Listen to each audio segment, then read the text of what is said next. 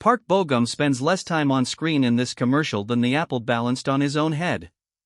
That is the first thing worth noticing. In a 20-second campaign built around one of Korea's most bankable stars, the human sensation at the center of the ad does not belong to him. It belongs to a young woman lying on a bed, watching her own body appear to lose weight. Park Bo-gum is there at the start, composed, framed by old portraits, an apple resting on his crown like a quiet nod to Newton. Then the story moves on without him.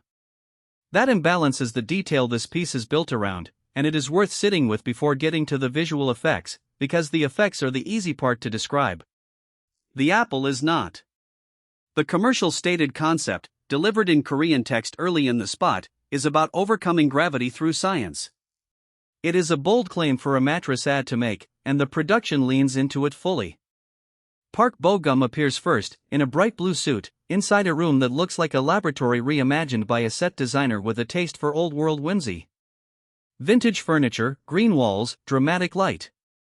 The apple on his head is the entire pitch in a single image: gravity, discovery, and a face recognizable enough to make the metaphor land instantly. Then the ad cuts away from him entirely. The scene shifts to a woman waking up on a bed.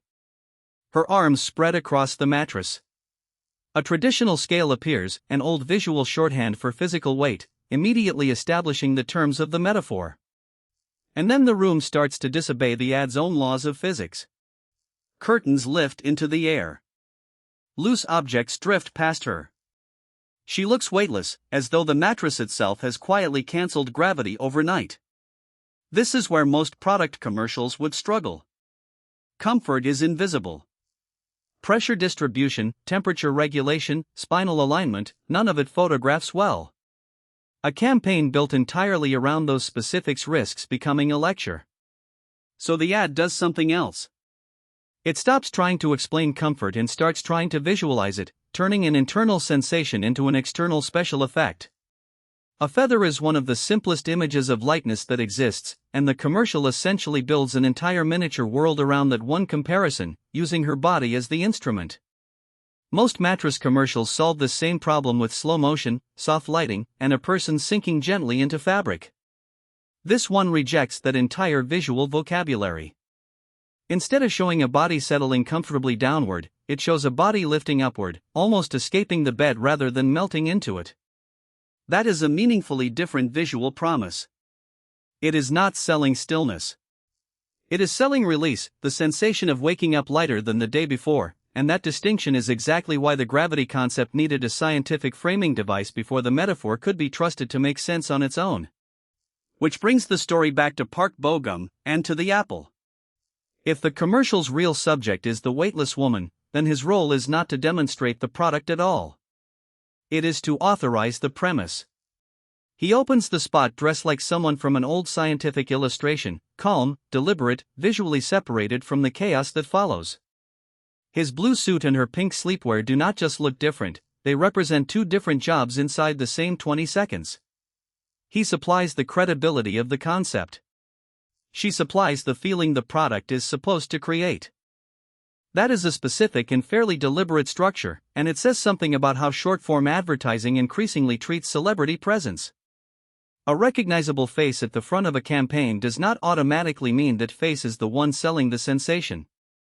In this case, the observable evidence points to Park Bo-gum functioning closer to a framing device, someone whose composure and familiarity make an unusual visual concept feel intentional rather than random, before handing the emotional weight of the ad to an ordinary-looking person the audience is meant to imagine themselves as.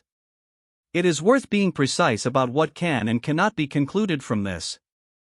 The commercial does not explain why Park Bo-gum's screen time was kept short, and nothing in the spot itself confirms a strategic rationale on the part of the brand or its marketing team. What can be said is narrower and more useful. Within this 20-second execution, the celebrity appearance and the product demonstration were assigned to two different people, and that separation is visible in the finished ad regardless of the reasoning behind it. Seen that way, the apple stops being a throwaway prop. It is the hinge the entire commercial turns on.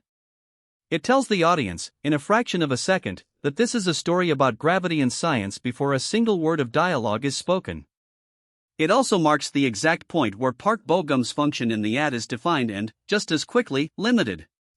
He sets the rules of the fictional world. He does not stay inside it. The room itself keeps building on that idea after he is gone. Its green walls, dramatic sunlight, and slightly theatrical furniture do not read as a normal bedroom, and that is deliberate. A mattress commercial trying to sell realism would use a realistic bedroom.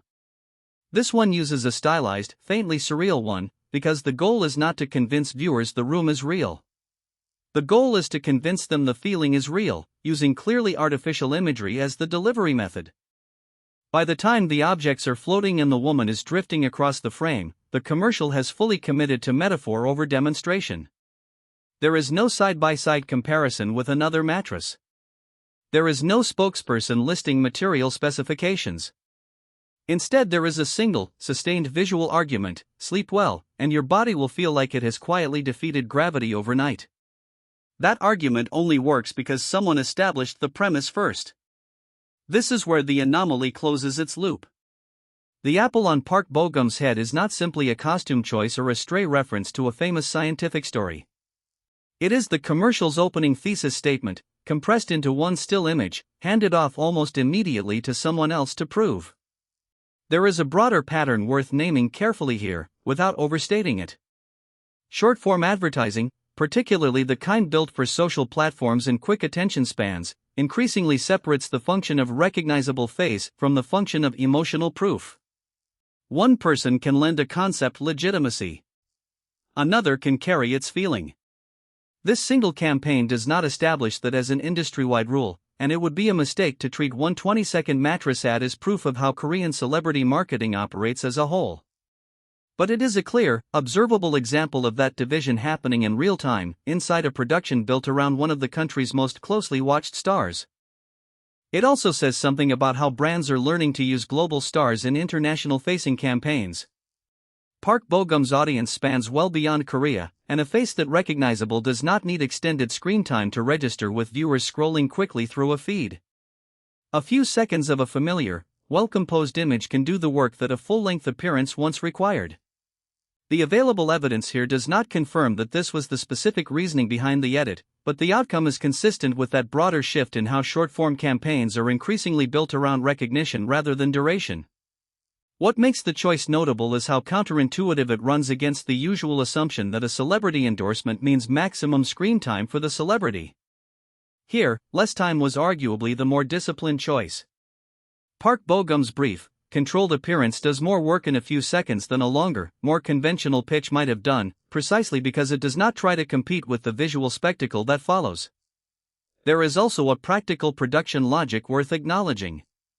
A 20-second format leaves almost no room for waste. Every second spent on the celebrity is a second not spent building the visual world the product actually needs to sell. Placing Park Bo-gum at the very start, before any effects take over the screen, is the most efficient possible use of his presence. Introduce the premise while the frame is still simple, then let the technically demanding sequence carry the rest of the runtime once his job is already done.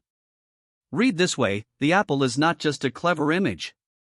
It is a structural decision about pacing, made under real constraints of time and budget that shape how short-form advertising gets built in the first place. The apple stays on his head for only a moment. But by the time the curtains are floating and the woman on the bed looks like she has left gravity behind entirely, that moment has already done its job. It told the audience what kind of story they were about to watch, then quietly stepped aside to let someone else finish telling it. That, ultimately, may be the more interesting story inside this commercial. Not that a mattress can supposedly make you feel weightless, but that the ad's biggest star was given just enough time to make audiences believe that claim, and no more.